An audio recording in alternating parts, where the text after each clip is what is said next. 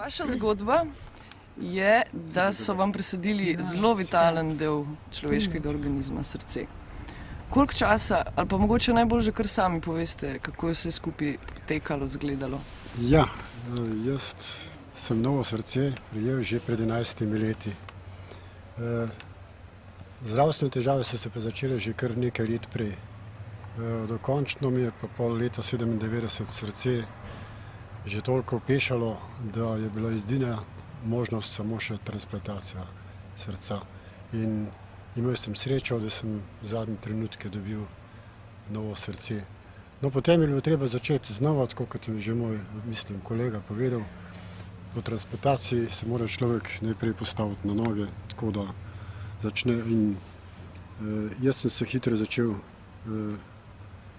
predvsem ukvarjati spet malo s športom in tako naprej, da sem se čim prej dobil nazaj mečke kondicije, ker po operaciji smo mi transplantirani, to se pravi popolnoma na tleh, treba se je popolnoma čisto novo pobrati.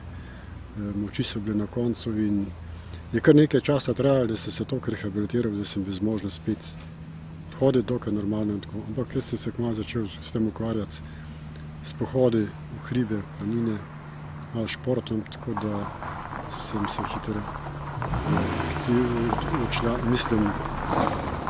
vklopil v družbo. No, potem z ustanovitvijo tega društva pa smo se našli tisti, ki smo to izkušnjo dali skozi in smo si med seboj veliko povedali, pomagali, tako da smo se skupno dobro ujeli in na teh srečanjih, na teh udejstvovanjih spoznali en drugega in vsak svoje težave, tako da nisi vstal sam, da si imel tudi svoje zraven, videl tudi druge in mislim, da bi bilo skupaj lažje prebuditi vse težave in zaenkrat nam to dobro uspeva.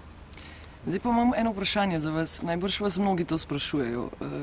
Čigavo je bilo tisto srce, ki je zdaj do vas? To je pogosto vprašanje skoraj vsakega. In kako to občutite na sebi? Tako je, ne. Srce je tisto, ki mnogi ljudje razmišljajo drugače, da sabo prineseš od darovalca kakšne lastnosti, ne, sam to ni. Jaz po svojih izkušnjah vem, da teh lastnosti od darovalca ne preneseš, ne. Zato mislim, da te pomisleki so odveč, ne. Tisti, ki smo transplantirani, to vsi dobro vemo, ne, da s srcem se ne prenaša nobenih lastnosti darovalca. Ste kdaj začutili to, da je, ne vem, to srce pripadalo nekomu drugemu? To ja, to imaš v mislih, to je prisotno v tebi, ne. Veš, da je bil nekdo tisti, ki ti je to daroval, ne.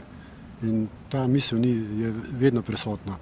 Zato toliko bolj, ker vemo, da nam je to življenje eden podaril, ne.